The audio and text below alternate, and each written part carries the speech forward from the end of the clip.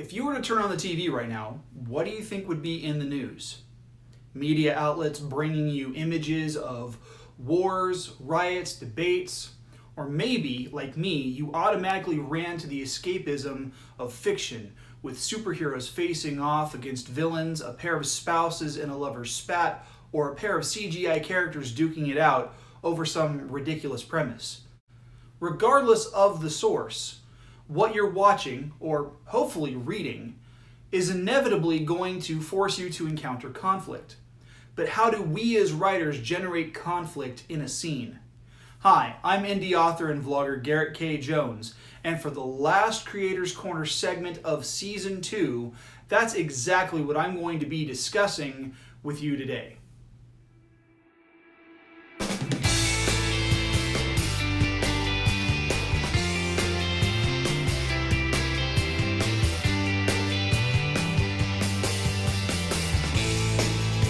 Hey, happy Saturday, everybody. I'm excited for this episode because I get to piggyback off of last month's Creators Corner video, the tag is right up here, on structuring a scene. But before I get into the content of this video, I have a couple of big announcements.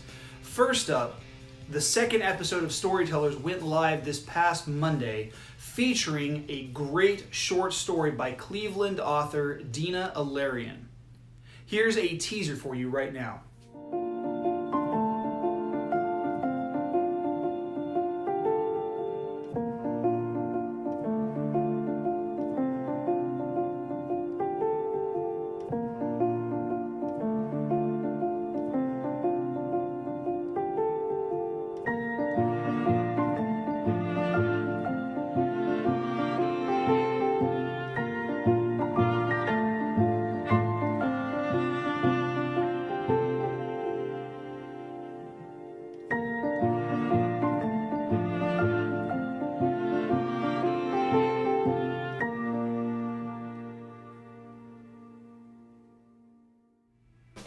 Indifferent was a great story to narrate, and it puts a very human face on the bullying epidemic in this country that still exists. The episode also features a terrific interview with the author, and if you want to listen to the episode, the link is down in the description. The next episode will feature a rather philosophical and serious examination of a bleak future written by British author Luke Partridge. The second big announcement, we are just 2 weeks away from the launch of the second round of Author Awareness August. I have 5 amazing interviews lined up, and as I promised last week, here are the list of authors to whom you'll be introduced, starting with Amy C. Beckinsale. Amy is a contemporary romance author from the UK. Next is J.C. Polk, a contemporary fiction author from the Midwest. Then we have Zentris Sullivan, a science fiction writer and podcast host from Australia. Next is NYC-based sci-fi author G.M. Nair. And lastly, we have Texas native Carolyn L. Dean, carving out some cozy mysteries in her works. The first of these 5 interviews picks up on Saturday, August 1st, and will continue each of the following Saturdays until we close out the season on August 29th. And thirdly, speaking of August 1st, I will be announcing the first in a new series of book covers from my series. If you want to get a sneak peek of the first new book cover, I will have more information about that towards the end of the video.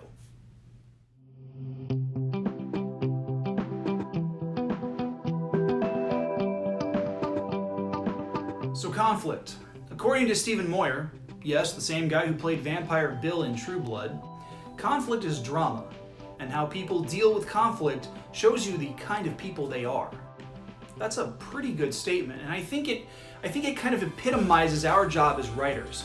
If we want our characters to come across to readers as personable and tangible, then we need to be able to show how they deal with conflict when the need arises. So what is conflict really? Conflict is the problem. It's the impetus, the inciting incident that creates the need for the characters in a scene to do anything.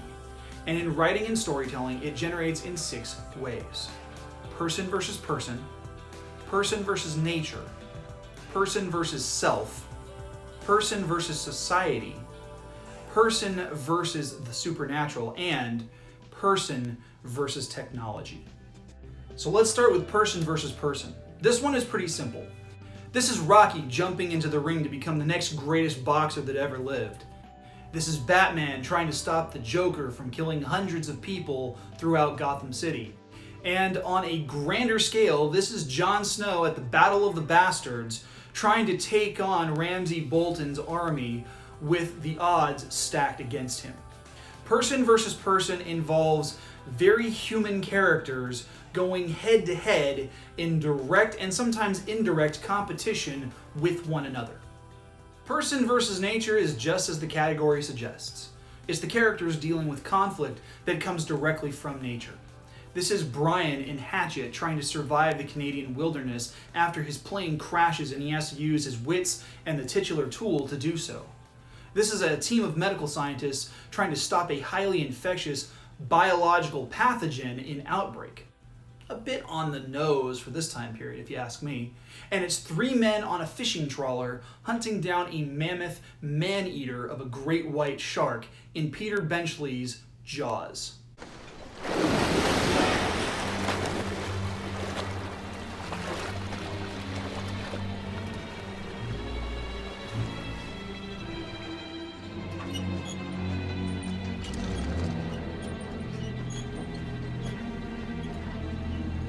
You're gonna need a bigger boat. I'm skipping the third category for just a bit and moving on to person versus society. This is when the character is at odds with the established norms and the status quo, or as is the case with my favorite example, when society itself wants to limit the norms and status quo in Captain America: Civil War.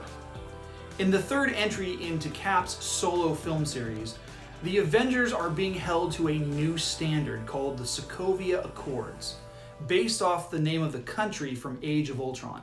If you're an MCU fan like me, you're already familiar with the plot, but if you're not, let me break it down. After missions have done more harm than good, and the Avengers are causing more damage and death than they are mitigating, the UN decides to place limits on the team of superpowered operatives.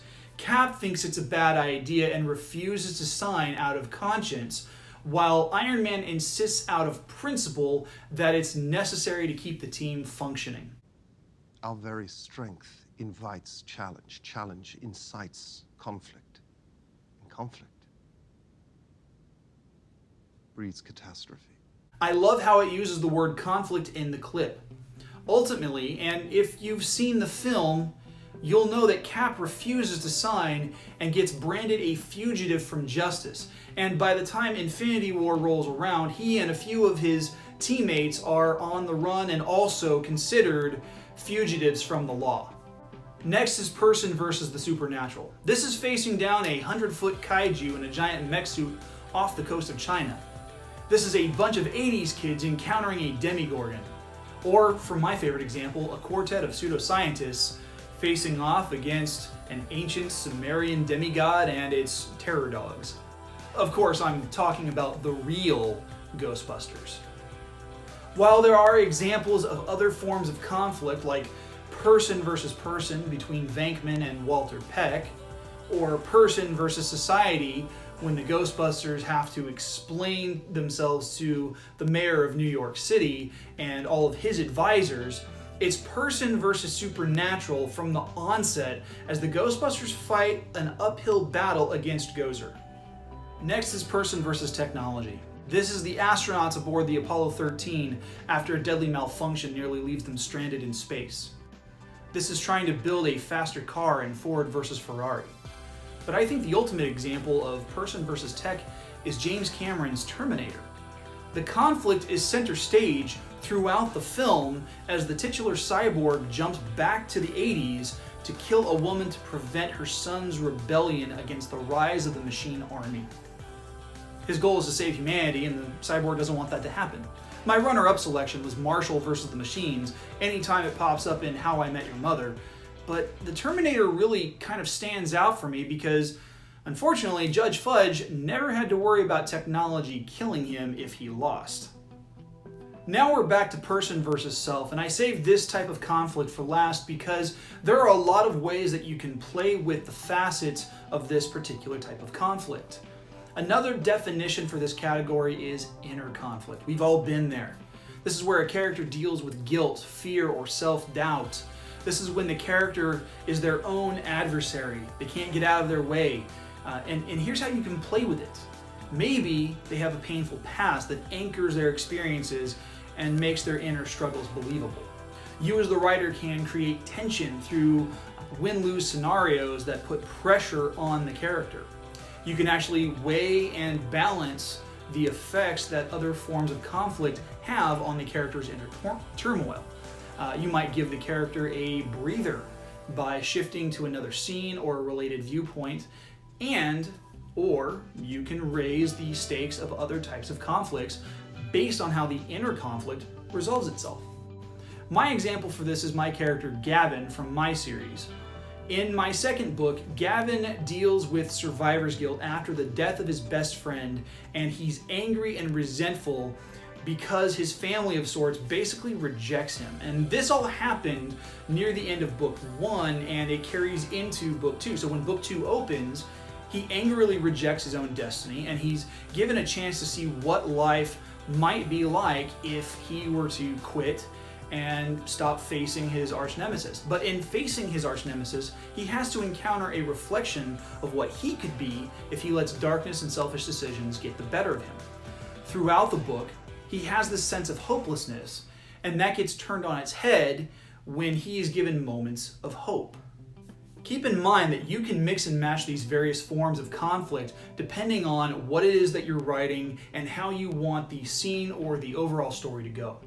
Conflict gets the ball rolling, and it should bring the characters into disaster, reaction, dilemma, decision, goal, and eventually back into conflict. It's a storytelling cycle that provides you with plenty of permutations to work with in your writing. The most important part to focus on is not what the conflict is per se, but how the characters respond to the conflict and how that leads them through the rest of the story.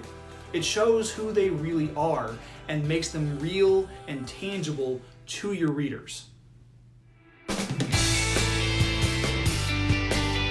Hey, thanks for watching. If you've made it this far, please make sure to like and share this video because that's how this channel is going to grow its viewership. If you find yourself in a position to do so, please consider becoming a channel supporter by clicking on the link in the description box down below and going to patreon.com/GKJ Publishing. On that site, you will find support tiers of $1, $3, and $5. Each tier comes with its own sweet perks, plus you get recognition on the final video of the month. One very special perk that all tiers share is that you'll have early access to the new cover art for my first book, The Heirs of Menenias, before I broadcast it on the 1st of August. Don't forget to register your short story or poetry for Season 3 Storytellers. I'm still looking for episodes. And make sure to connect with me on Instagram and Twitter at GKJ_publishing. And I will see you guys next week for the July segment of Forming Fantasy. The vlog of the 5 Kingdoms is filmed without the use of a live audience at Skyrocket Studios in Hanford, California. We can't do what we do without your help, so please make sure to subscribe by clicking the button that's above my head, and make sure to watch and share the videos over here to my left. Have a great week.